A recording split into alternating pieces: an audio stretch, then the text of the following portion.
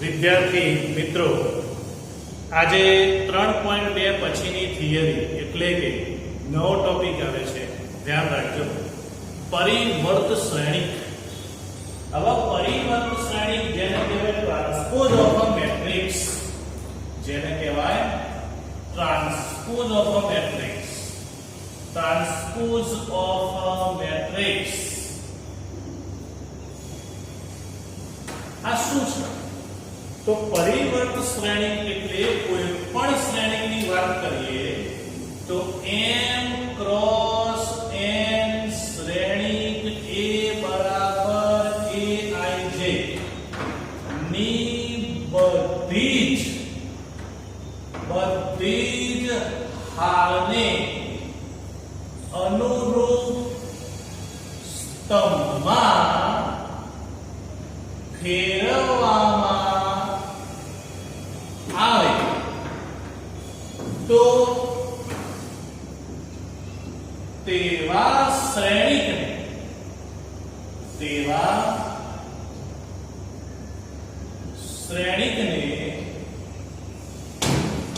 પરિવર્ત શ્રેણિક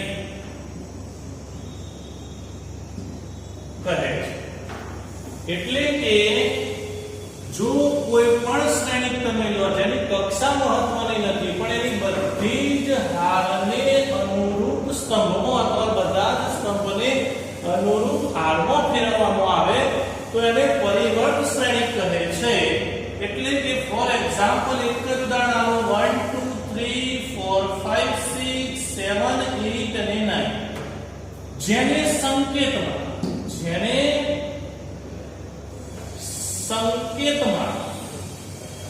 a' અથવા a' t વડે દર્શાવવામાં છે. ધ્યાન રાખજો, પરીક્ષામાં a' અથવા a' t વડે દર્શાવેલું હશે તો બંને સિમ્બોલો એક જ કહેવાય. એટલે કે જો મારાનું પરિવર્ત શ્રેણિક કરવું હોય તો a' બરાબર બધી જ હારના સ્તંભમાં ફેરવી તો 1 2 3 તો 1 2 4 5 6 7 8 9 તો આના કહેવાય પરિવર્ત શ્રેણિક. તો પરિવર્ત શ્રેણિક એટલે શું? હારના સ્તંભમાં ફેરવવાથી જે શ્રેણિક મળે એને પરિવર્ત શ્રેણિક. એટલે બધી હારના અનુરૂપ સ્તંભમાં ફેરવી ત્યારબાદ આ પરિવર્ત શ્રેણિકના ગુણધર્મની વાત કરીએ.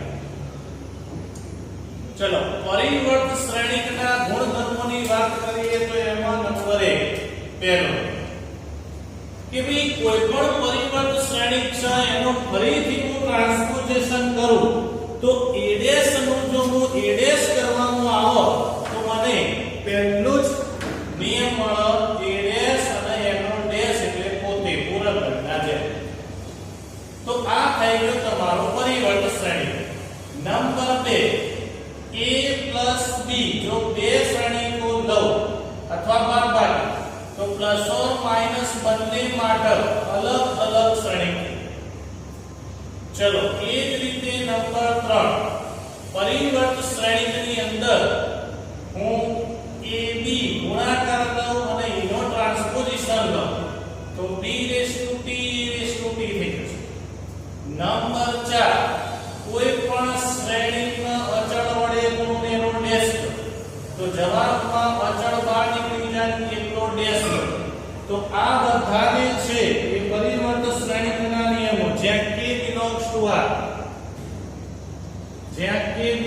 r કોઈ અચળ છે તો આ વાત થઈ ગઈ પરિવર્ત શ્રેણિક. જેના આ નિયમો છે આપણે તૈયાર હોવા જોઈએ, જેનો ઉપયોગ કરીને MCQ માં પણ પૂછાય છે. તો ધ્યાન રાખજો, આની મદદથી MCQ માં પણ પ્રશ્ન પૂછી શકે છે. આ વાત થઈ ગઈ તમારી પરિવર્ત શ્રેણી. હવે આવે છે સમમિત શ્રેણી. તો જો અહીંયા સેકન્ડ ટોપિક સમમિત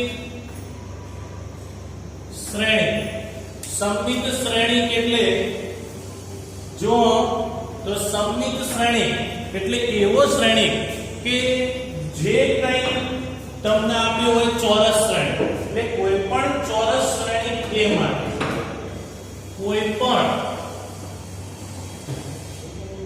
ચોરસ શ્રેણી A માટે કોઈ પણ ચોરસ શ્રેણી A માટે અહીંયા શું થશે? સીધું જ હું નિયમ લખું કે a' બરાબર a, એટલે પરિવર્ત કરવાથી પણ જવાબ પોતે આવે, પરિવર્ત કરવાથી પણ જવાબ પોતે આવે તો a ને શું કહેવાય? સંમિત, એને સંમિત શ્રેણી કહે છે, સંમિત શ્રેણી કહે છે. હવે જો અહીંયા કોઈ પણ ચોરસ શ્રેણી A માટે a' બરાબર a તો એને સંમિત શ્રેણી, એટલે એનો મતલબ એવો કે કોઈ પણ શ્રેણીનું પરિવર્ત કરવાનું આવે, કોઈ પણ શ્રેણીનું પરિવર્ત કરવાનું આવે તો પોતે જવાબ મળવો જોઈએ, એના કહેવાય સંમિત શ્રેણી. એટલે હું અહીંયા એક ઉદાહરણ લઉં. ફોર એક્ઝામ્પલ તરીકે a બરાબર 1 2 3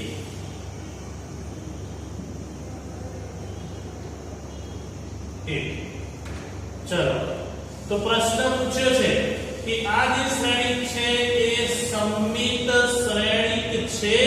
પ્રશ્ન સંમિત શ્રેણી છે, આવો પ્રશ્ન. જો સંમિત શ્રેણી હશે તો હું a⁻t કરીશ અથવા a' કરીશ તો પોતે જવાબ આવે 1 2 3 2 - 2 5 અને 3 5 1. હવે તમે જોઈ શકો છો તો a ના એક જવાબ આવ્યો, તો a⁻t કર્યો તો જવાબ પોતે આવ્યો, તો એને કહેવાય સંમિત શ્રેણી.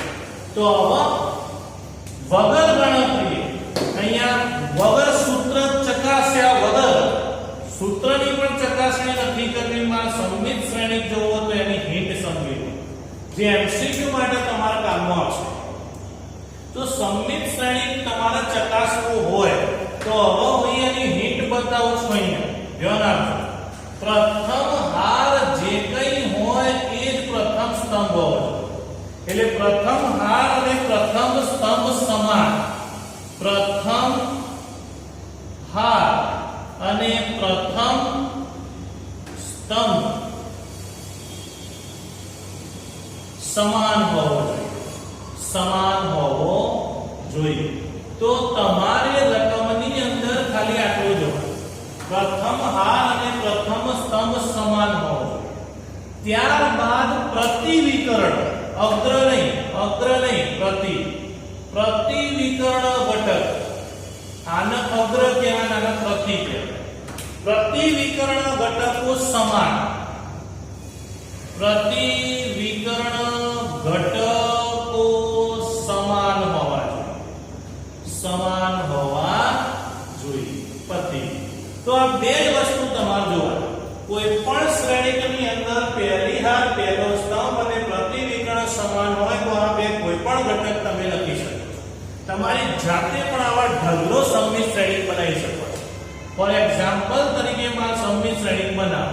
સાહેબ 2/2 હોય તો શું કરવાનું? તો આ જતું રહે. તો એ વખતે આ બે જોવાનું, પહેલી હાર, પહેલો સ્તંભ ના ઘટક, આટલું જ વધુ. તો 2/2 માં એ જ રીતે પ્રોસેસ કરવાની, પણ એમાં આ જતું રહેશે, આ જતું રહેશે, આ બે સંતાડી દેવાનું. તો આ તમારો થઈ ગયો 2/2 માં સંમિત શ્રેણી. કારણ કે a' કરો તો પોતે જ જવાબ નિયમ પ્રમાણે. તો આ ધ્યાન રાખજો. સાહેબ 4/4 હોય તો શું કરવાનું? નિયમ પ્રમાણે. સાહેબ 5/5 હોય તો કરવાનું નિયમ પ્રમાણે. પણ 3/3 માં સીધું તમે કહી શકો છો. 3/3 ની અંદર તમે સીધું કહી શકો છો કે બી સંમિત શ્રેણી છે કે નહીં. તો તમને અહીંયા કોઈ પણ ઉદાહરણ આપી દીધું હોય -1 0 અને 5, તો બોલ્યા વગર અહીંયા 0 અને 5 લખી દેજો. અને બોલ્યા વગર પ્રતિવિકર્ણ સમાન લખી દેવા. પછી ગમે તેને તમારે કહેવાનું ભાઈ અગ્રવિકર્ણનો હું તો હું તમને પૂછું છું બોલો વિદ્યાર્થીઓ અગ્રવિકર્ણમાં શું લખવું, તો તમે કોઈ પણ ઘટક લખી શકો છો. સાહેબ મારા હોય લખવું છે, તમે કહેજો કે સાહેબ મારે અહીંયા 10 લખવા છે, કશું વાંધો નહીં. હવે તમે b' કરો, b' કરો તો તે જવાબ આવી જશે. તો ઓટોમેટિકલી થઈ ગયું તમારું સમિત શ્રેણી. તમે ચકાસી શકો છો. તો આ વાત થઈ ગઈ સમિત શ્રેણી. તો ફરી એકવાર પરિવર્ત શ્રેણી એટલે માત્ર ને માત્ર બધી જ હાલના સ્તંભમાં ફેરવાય એના પરિવર્ત શ્રેણી કહેવાય. પણ એ જ પરિવર્ત કરવાથી જવાબમાં કોઈ ફેર ના પડે. પરિવર્ત કરવાથી જવાબમાં ફેર ના પડે એના એ શ્રેણી કહેવાય સમિત શ્રેણી કહેવાય. તો આ વાત થઈ ગઈ સમિત શ્રેણી. ચલો હવે આવે છે વિસમિત શ્રેણી. તો બરોબર આ જોઈ લો.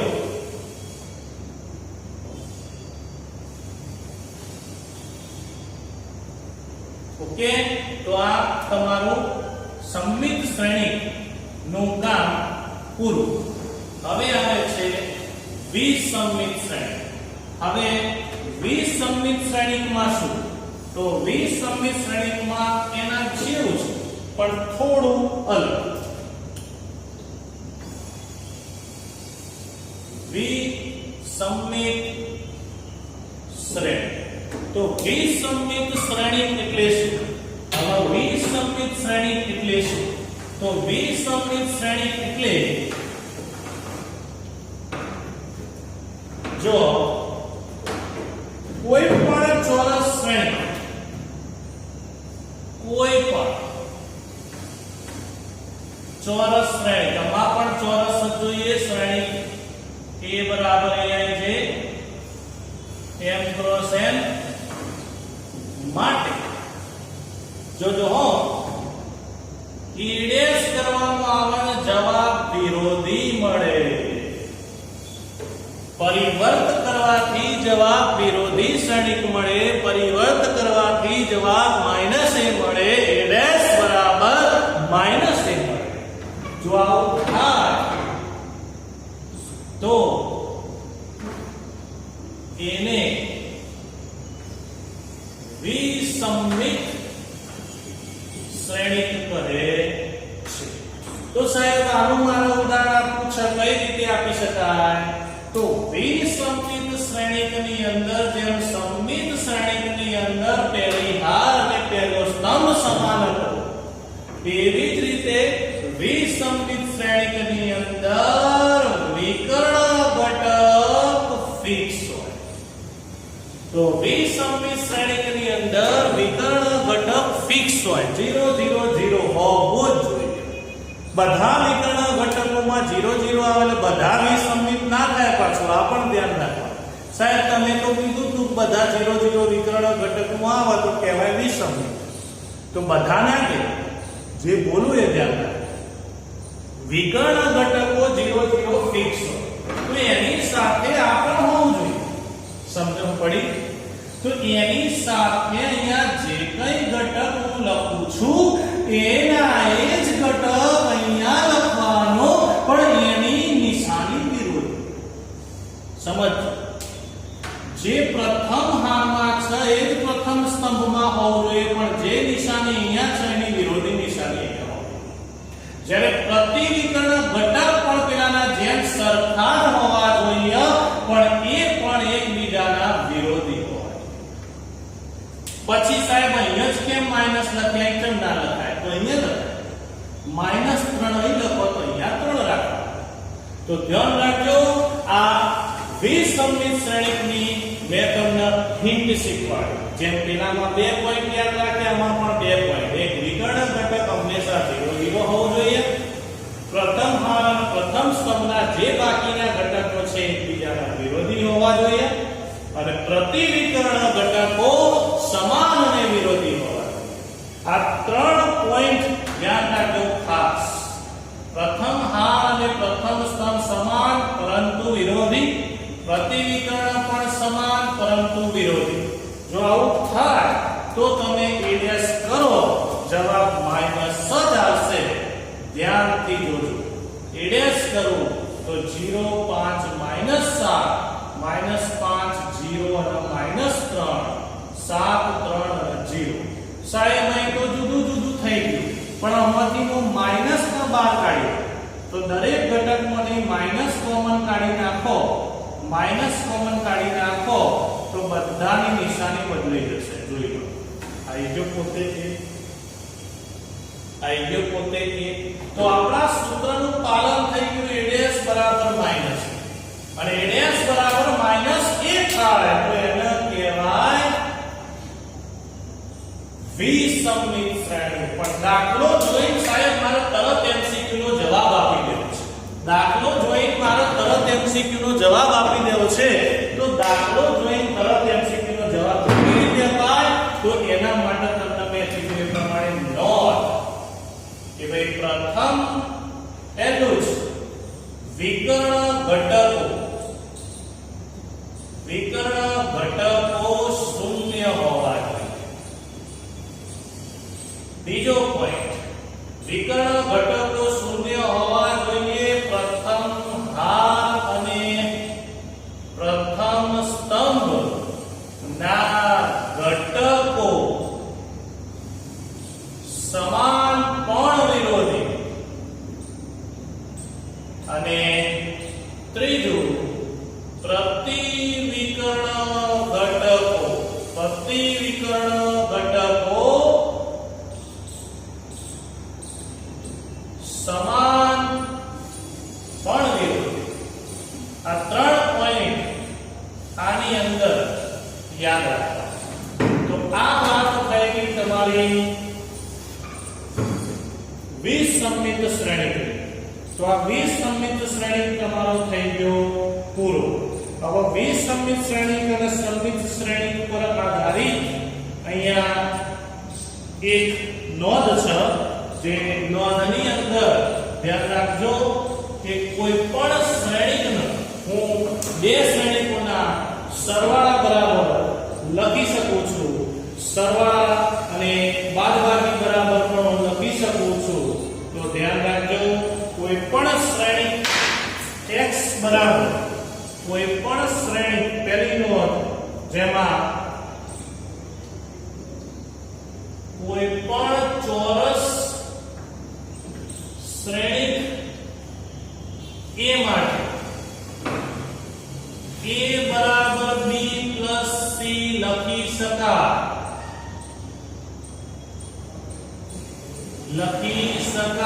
ત્યારે તો જ્યાં b બરાબર શું હોવું જોઈએ?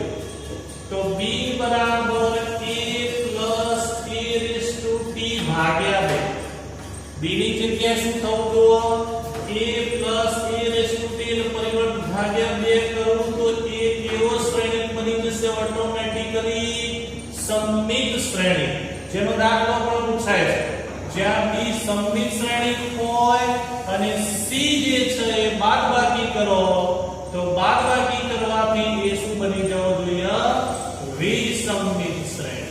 તો આ સંમિત શ્રેણી અને વિસંમિત શ્રેણી ઉપરથી એક આપણને નોંધ મળી કે કોઈ પણ ચોરસ શ્રેણી a માટે a બરાબર b + c લખી શકાય. ક્યારે? કે જ્યાં b બરાબર આનો પરિવર્તનનો સરવાળો ભાગ્યા 2 કરું તો સંમિત શ્રેણી થવું જોઈએ અને c બરાબર 2 ની બાદબાકી ભાગ્યા 2 કરું તો વિસંમિત થવું જોઈએ. હું બેનો સરવાળો કરું તો આ મળી ગયું તો a raised to b ઉડી જાય. a + a ભાગ્યા 2 થઈ ગયું. તો આ સંમિત અને વિસંમિત નો સરવાળો કરું તો પોતે મને ચોરસ શ્રેણી પદ મળશે. તો આ 3.3 સુધીની થિયરી તમારી પૂરી થઈ.